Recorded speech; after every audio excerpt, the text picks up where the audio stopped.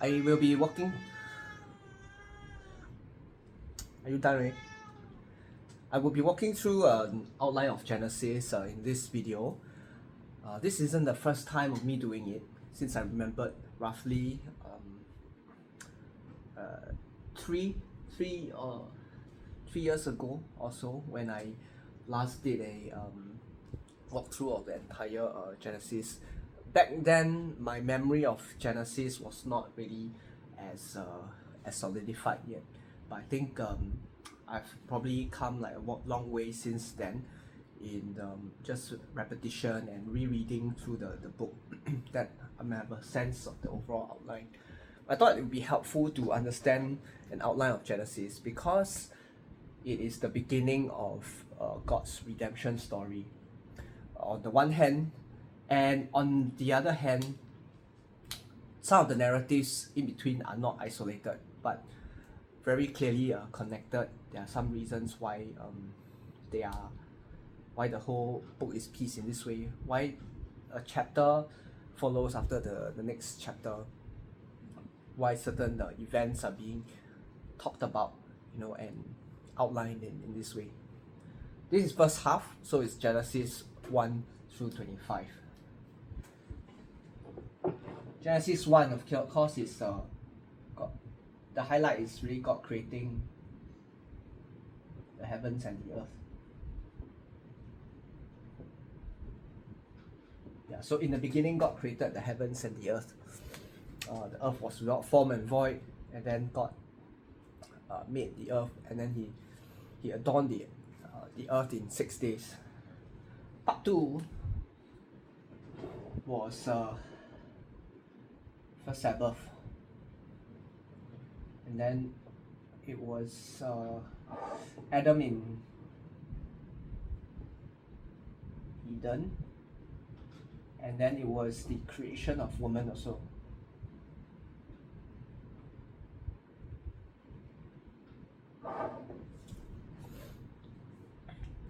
So at the end of Genesis 2, woman is created. She's not yet known as Eve. Eve is named in Genesis 3. That's the fascinating part as well as I get to Genesis 3. But first, man couldn't find a suitable partner, couldn't find a suitable helper. Then in that conclusion, God, that kind of gave a reason for God to create.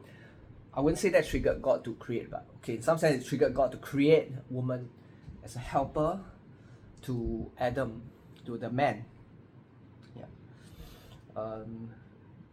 And in Genesis 2, you see the reason why. Because man, it's not good for man to be alone. Right. So man needed a helper. Man needed a companion to co-labor and to partner, to work with the man. Yeah. So woman was created. That triggered the creation of woman. Part 3 was the fall of mankind. You really get that sense when the chapter opens up. Now the serpent was more cunning than all the animals which the Lord God had made, or the beasts of the land, right? So the serpent tempted Eve, and then Eve fell, Adam fell.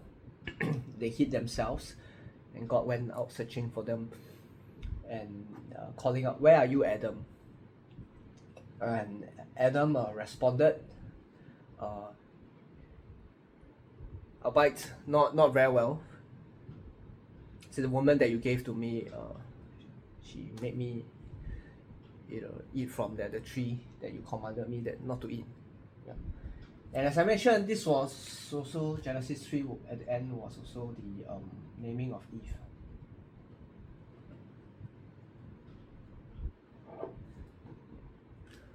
By the naming of Eve, there was expressed a certain hope. Because Eve is actually Hava, which is the mother of all living. So she was meant to be the mother of the entire human race. And this happened right after the earth was cursed. When God cursed the earth on account of Adam, thereafter, the first thing Adam did after that was to name Eve to be the mother of all living. That maybe in some sense express a certain sense of faith and hope. Help me see Adam in slightly different light. This was at least one good thing that Adam had done, of course, on top of obeying some of the commands to tend to the garden and all of that. But this is definitely one of the act that I think it's good, it's a positive, maybe even in a God-pleasing direction. Chapter 4 is Cain and Abel. Cain is the firstborn of Eve. Adam knew his wife and she bore Cain and said, I have obtained a man from the Lord. Although later on murdered Abel, but only had a red marker here. So Cain's civilization was built up here. They built a city, and there were musicians, there were all these vocations in Cain's civilization. Chapter 5 was the genealogy of Adam.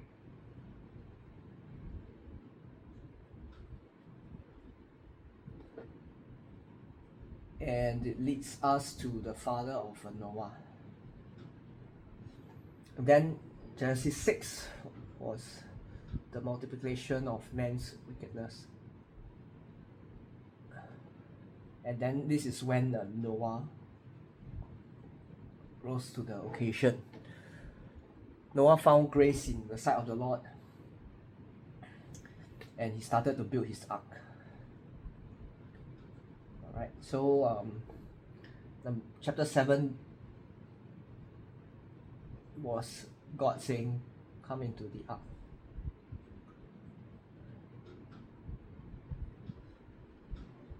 So then the rains of judgment came, and then the fountains of the deep were opened. That means there was rain from above, there was water, flood waters from beneath that rose and prevailed over the earth.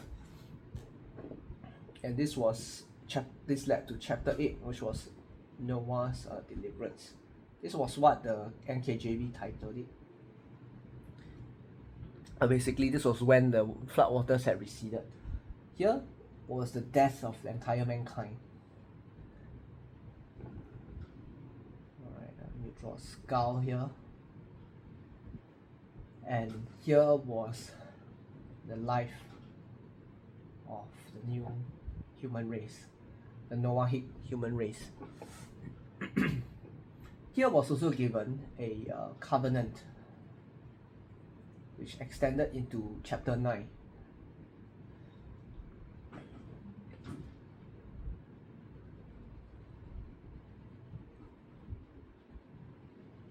And his descendants, Noah and descendants, received the covenant. But in chapter 9, Ham fell.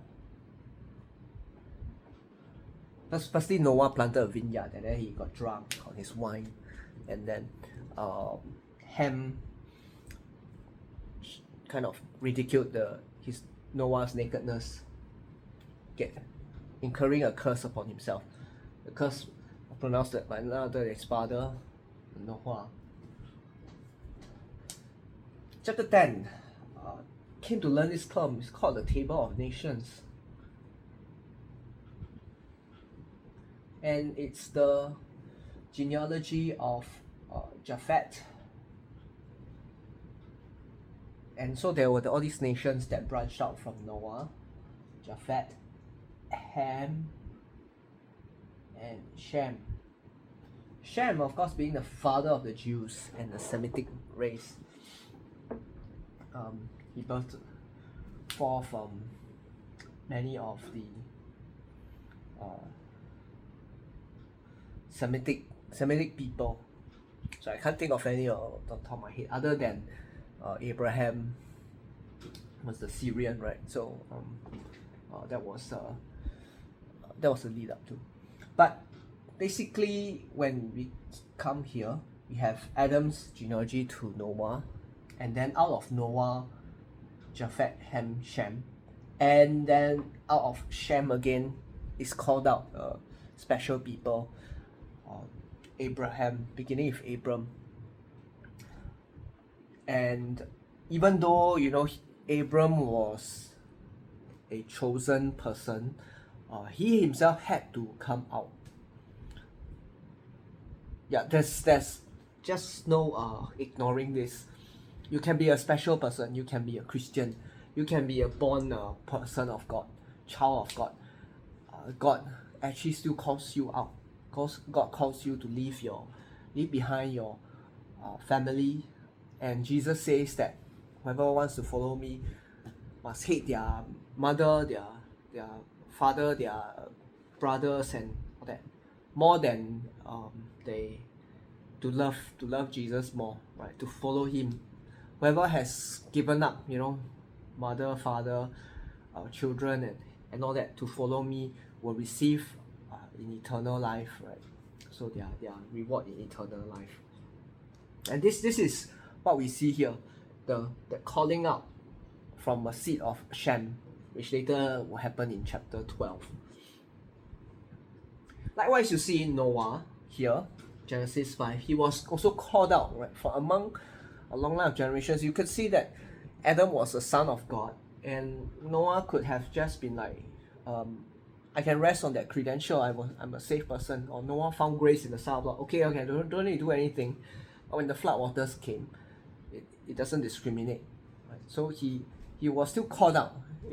Today you will build this ark of gopher wood, and it's supposed to accommodate all of the animals of the earth and your 7 family members.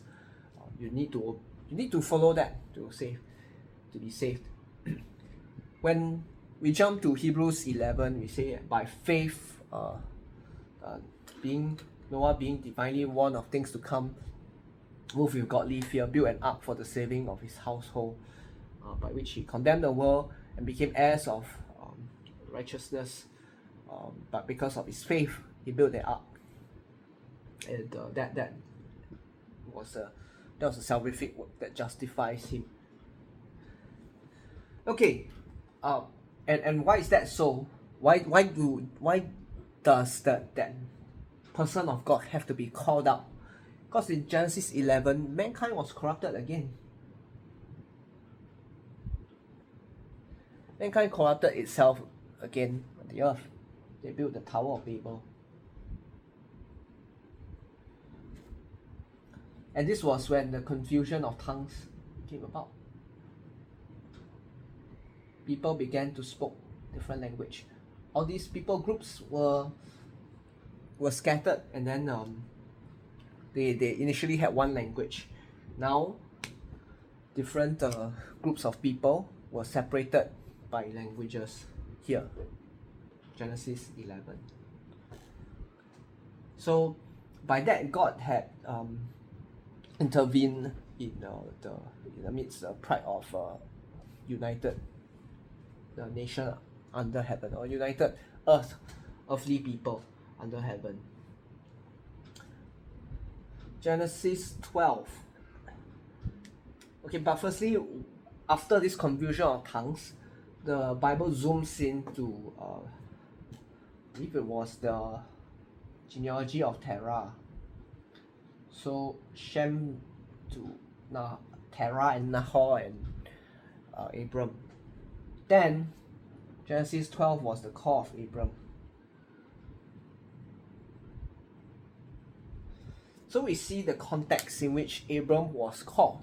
Abram was called after, once again, the nations of the world began corrupting themselves and began to... this was, I don't know how many generations after Shem, Ham, and Japheth, but it didn't take long before the sin was big enough that God intervened. Abram was called out of that people group. He left, and alongside with Lot, He left with Lot. He left with his wife, and his servants and all that. He had no child. So this section shall climax at the birth of Isaac after Abraham was called. His expectation of promise was in the expectation of the chosen seed, or the son that would perpetuate the line of Abram to inherit the blessing of Abram. Abram went to Egypt and he deceived Pharaoh that Sarah was his sister, and it was withheld from Pharaoh to sleep with Sarah, and then so it was a bit awkward after that, and then they kind of like they moved on to their respective places. So Abraham had to move out of Egypt after that. Genesis 13, Abram separates from Lot because of a conflict of both households. They couldn't live in harmony. Now from macro, we come down to a very micro story. We have a very specific story. It's a story of a household. And things with Abram will be less than smooth. I think anyone would say that, wow, I would wish I have the faith of Abraham. It's not just in the sacrifice of Isaac, but an entire life of living as a pilgrim and living with difficulties and wondering and insecurity, wondering whether he would have kind of the son to perpetuate his inheritance, kind of wondering if he would where would he stay tomorrow, or God sort of like take him out and all that. Now recall that later on, right, there will be a revolt in Sodom and Gomorrah. The king of Sodom was kicked out. Yeah, so they revolt against his I think the vassal king or something like that. So and this was Abram rescues Lot. Another event here that happened was Melchizedek's blessing. Right, blessed be Abram of God Most High. He offered a tithe of everything and all that. Yeah. So this was that chapter. I remember number 318 men as well, 318 young men. So with 318 young men, Abram went to Sodom to rescue Lot. Throughout the life of Abram, you will see a mixture of double-mindedness. His deceiving of Pharaoh. Later on, his deceiving of Abimelech in chapter 20, spoiler alert. And then, but you will see Abram's faith, his heroism. The Bible does showcase the good side of Abram, even as it showcases his weakness. Yeah. Chapter 15 was the covenant. God makes a covenant with Abraham. At the time, he's still Abram. Sorry. Later on, he'll be renamed Abraham, but that's not to come yet. And this was the offering of the animal. So recall, he split the animals in half. Firstly, it opens up with the starlit sky, and God saying that as many stars as you can see here, so numerous shall your descendants be. And he believed in the Lord, and he accounted it to him for righteousness. Genesis 15:6. Abram believed in the Lord at that point. Abram can be said to have had saving faith from this point. But saving faith is not, it's a free gift, but this gift is clarified through one's life. later on. Abraham would not die until this chapter. So for 10 chapters, after firstly he heard God's voice, responded to God's call, then believed in the Lord, and then evidences that by living a life of faith all the way through to the end. This was the animal sacrifice, and after the animal sacrifice, God said to Abram, I will give you the land of the Kenites, the Cadmonites, and that. So this was when God told him that you will inherit this land. This is not the first time, but when Genesis 13, after he separates from Lot, God actually spoke to Abram, and said that also you will inherit the land. So this land thing, right, is a representation of God's promise and faithfulness. God continually reiterates his promise to his children throughout his entire life, or this child of God. So this is what we see through Abram. Right after God makes a covenant with Abram, this was the episode of Sarah said, you go and sleep with Hagar and bear a son. Ishmael was born. But not without trouble. After the Hagar incident, Hagar got proud. And then Sarah and Hagar conflicted. Hagar left the house and went out. So here's a pregnant woman carrying a child, and then she goes out to the wilderness. She meets an angel who redirects her. The angel said, go back, return to your master Sarah and submit to her and all that. And then Ishmael was born. So now Abram had a son.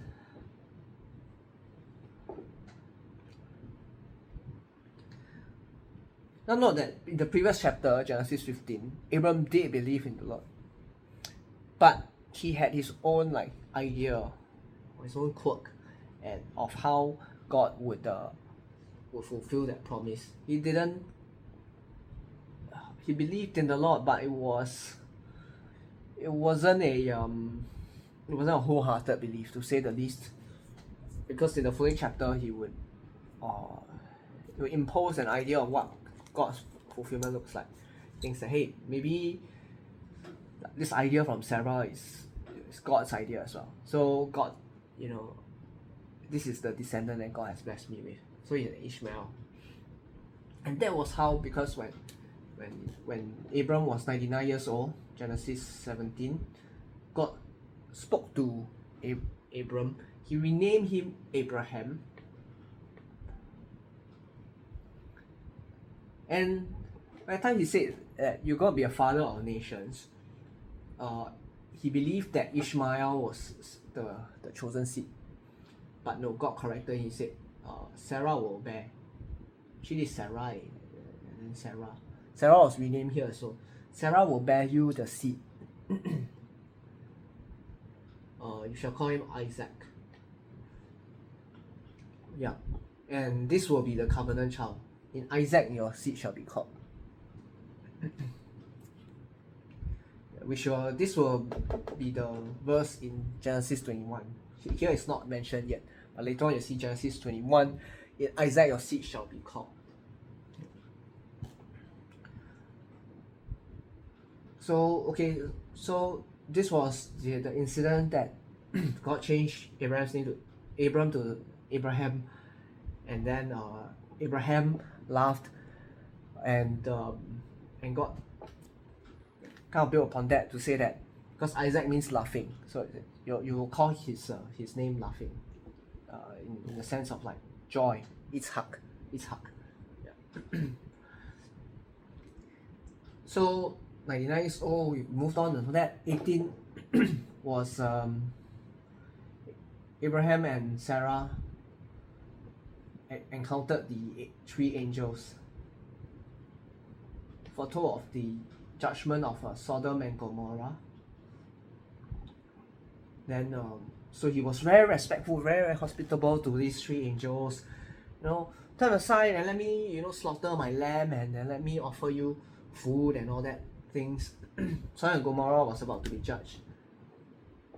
And Abraham was informed. Abraham interceded for Sodom and Gomorrah. You know how that went?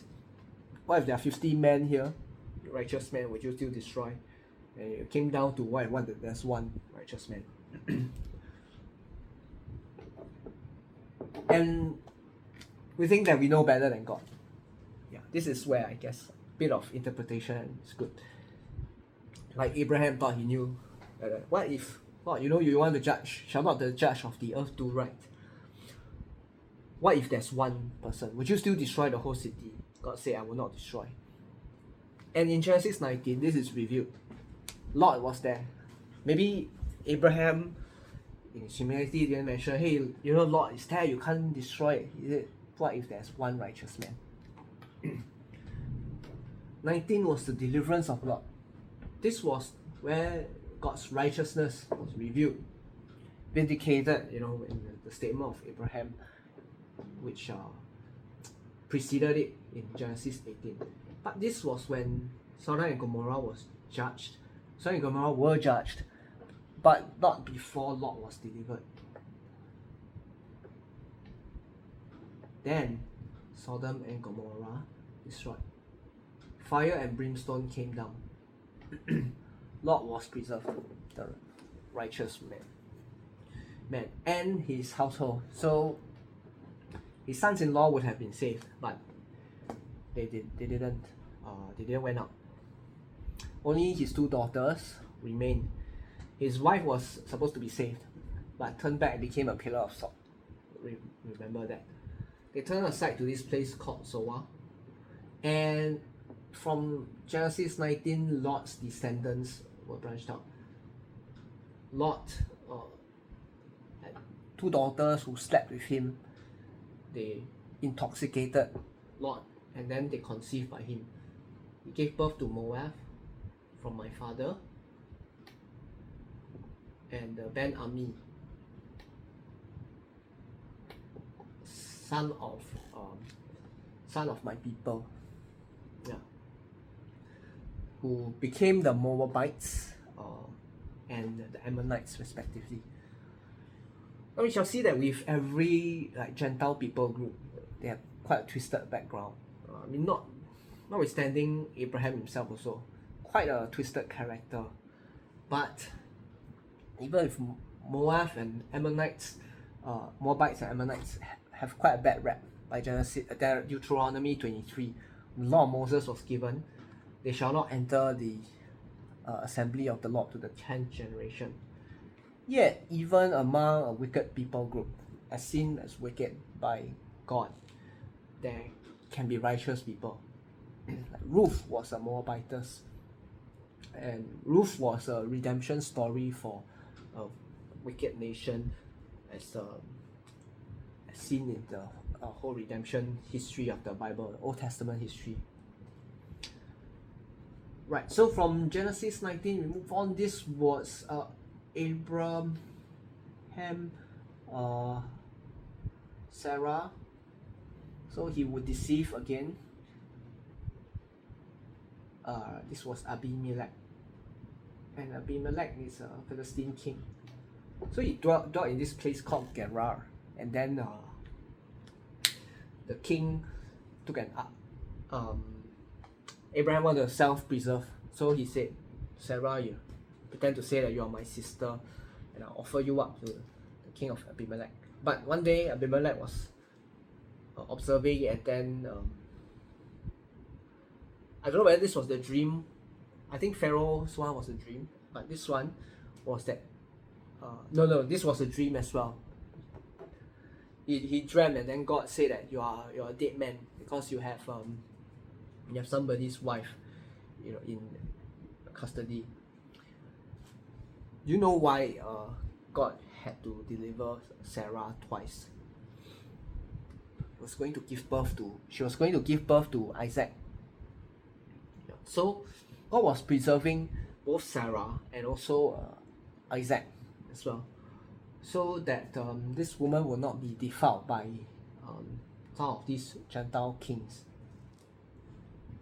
So after clearing up, and this was a much more detailed account than Genesis 12.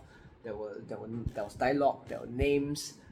Here was just a nameless Pharaoh. Yeah. They departed without first Abimelech offering like a lot of he offered a lot of material compensation to Abraham before he left off. Yeah. And Abraham was also supposed to pray for Abimelech.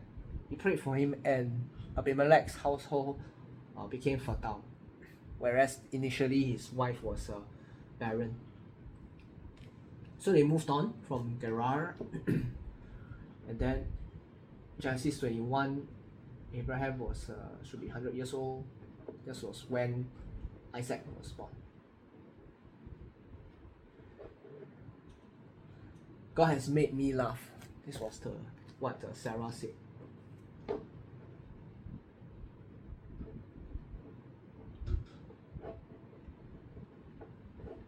God has made me laugh.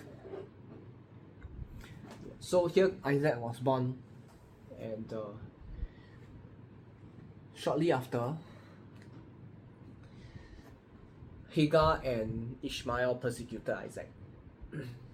And that meant that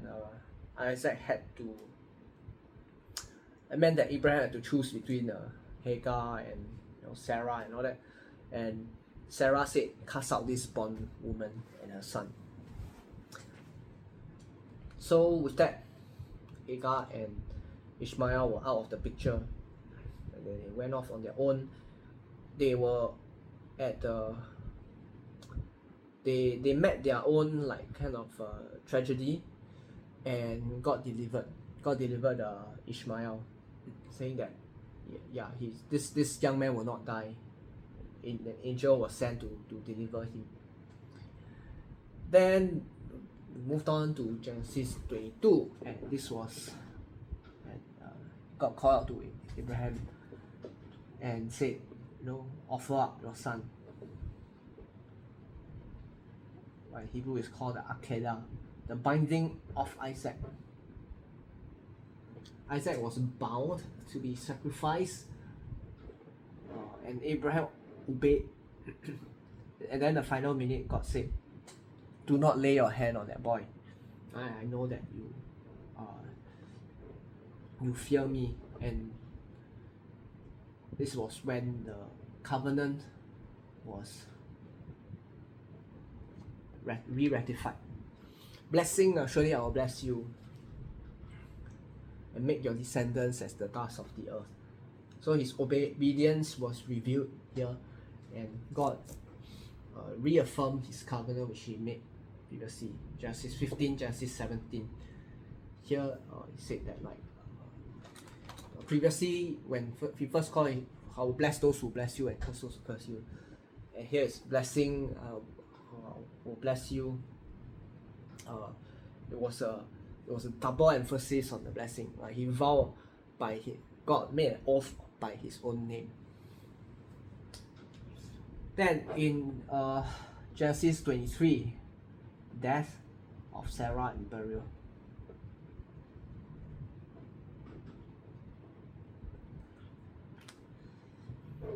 So you can see actually something very strange here, but Sarah's life seems to be her life purpose was to give birth to Isaac. I don't know whether you agree, but you can see the preservation of Sarah through Genesis 12.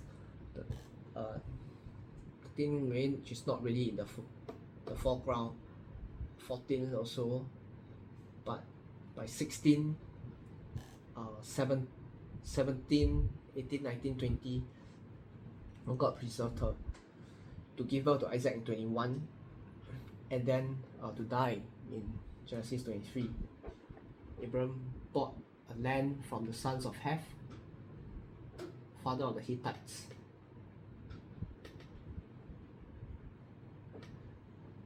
Sure, biblically speaking, they were not really a great people, but nonetheless, with the Gentile nation, This was the relationship he had. He's one day God said he will dispossess the Hittites even, but here he didn't have the legal right yet. He followed what was customary and purchased the land with money from and he bought the land from the Hittites with money properly. That's where he said, I'll bury Sarah. But it was also another act of faith. God said that you will possess the land including of the Hittites. So he bought this land of the Hittites, knowing that one day his children, his descendants will own that plot of land. And it was by the terebinth tree of Mamre, which is a restatement of Genesis 18, and that was when God appeared to him and all that.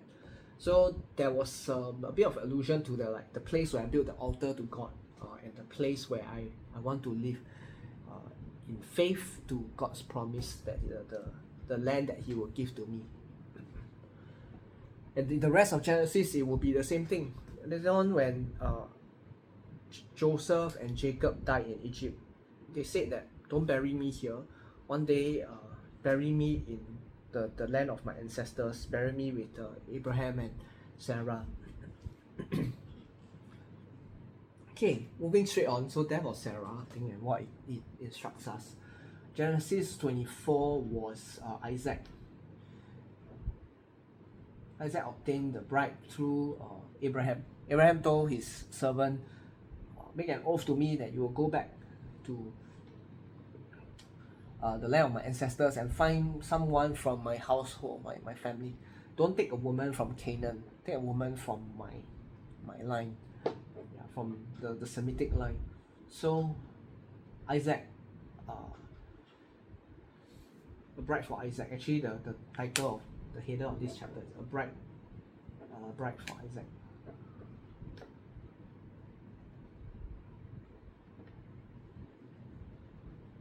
Then so there was this servant who went out, and then in faith he said that okay, give me this sign. If you know this is the woman that you want me to bring back for your master Abraham and for his son Isaac, I will meet this woman at a certain scenario, and then she'll say that let down your camel, and I'll give them water and all that. And then this woman really gives them water, and then he went back and he narrated this story to Laban. Laban was the brother of Rebecca.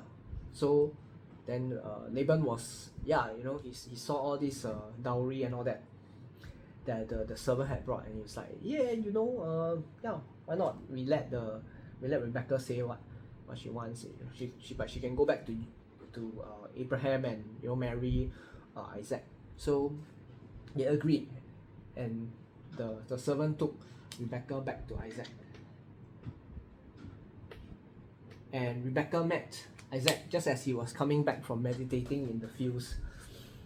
And the chapter ends by saying, and thus Isaac was comforted after the death of Sarah. So this is how the story is layered. Following the death of the mother, he got married and was comforted thereafter. And we come to that chapter 25, which is the midpoint of Genesis. This was Abraham was widowed, and he married a concubine, Keturah, and they bore a number of children, a number of people groups again. This will not be Israel's line, but this will be cousin line of I don't know what we call this, but so your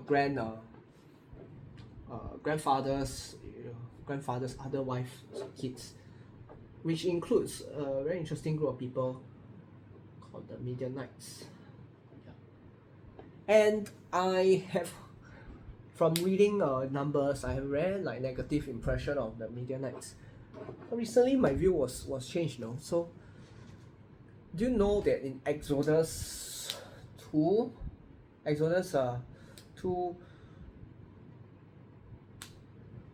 Moses, after killing the Egyptian, where he fled? Midian. And who was his wife? His wife was a daughter of a Midianite priest. And who is Moses' father-in-law? Jethro the Midianite, the one who gave him rare wise counsel. So God actually used the Midianites to minister to the Israelites at some point as well. Only after some time that the Midianite women seduced the children of Israel at Acacia Grove between Numbers 23 to Numbers 25, and then they fell into idolatry and they fell into judgment and all that. But this tells the story of the origin of the Midianites who had this relationship with the children of Israel through the rest of the Old Testament. Okay, very eventful chapter. So this is not the only thing that happened, but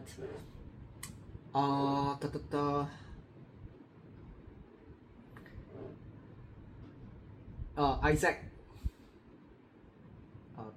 prayed for Rebecca as she was barren, and then she bore twins, and God said that 2 nations are in your womb, and the older shall serve the younger. She gave birth to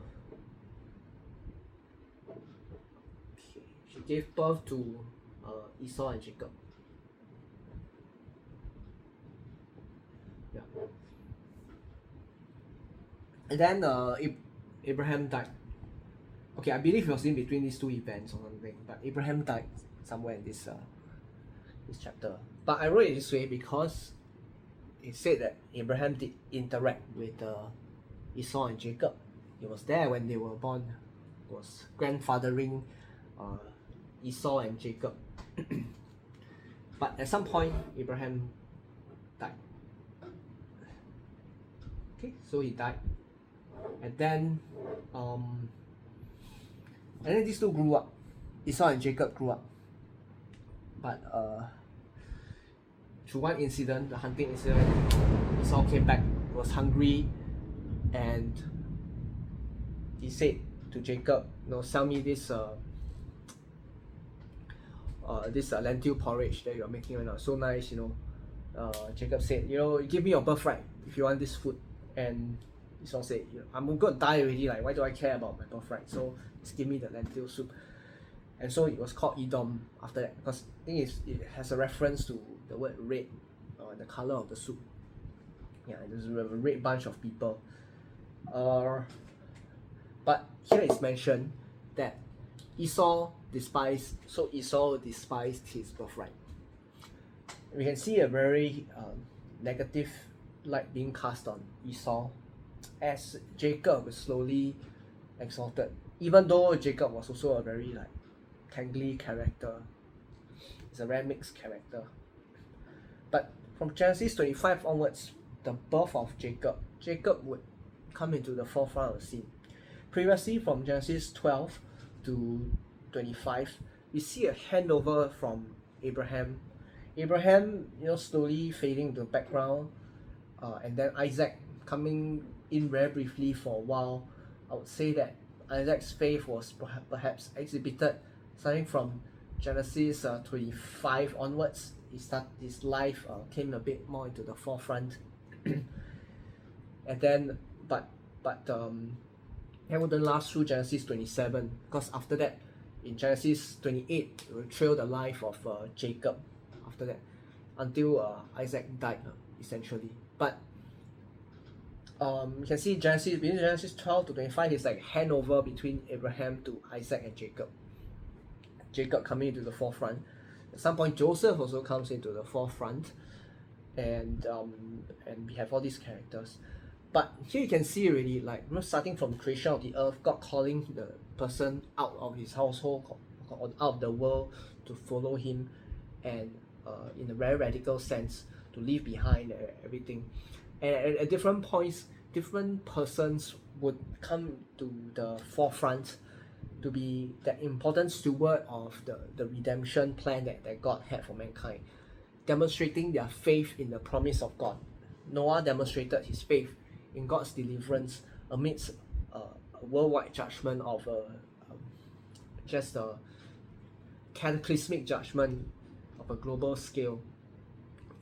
Abram demonstrate his faith amidst various life challenges, the most particular one being his own barrenness. But also through the judgment of Sodom and Gomorrah, through a season of war. Actually, Genesis 14, the revolt actually was a time of wars and revolutions. And later on we will see like famine will come into the picture with Jacob. There's all these like natural disasters. There's flood. There's war. There is there's famine somewhere in between also, but I just didn't mention. There's an earthquake actually, I think even in Genesis 14 also. And Genesis is such a rich book. You're just taking half of the chapter already, you can see that it has so much to instruct us in God's involvement in humankind, God's covenants, God's promises, trials of life that are also written by God himself to test the faith of people and to reveal the faith of his faithful ones. This is first half of Genesis. I really look forward to doing the second part after this.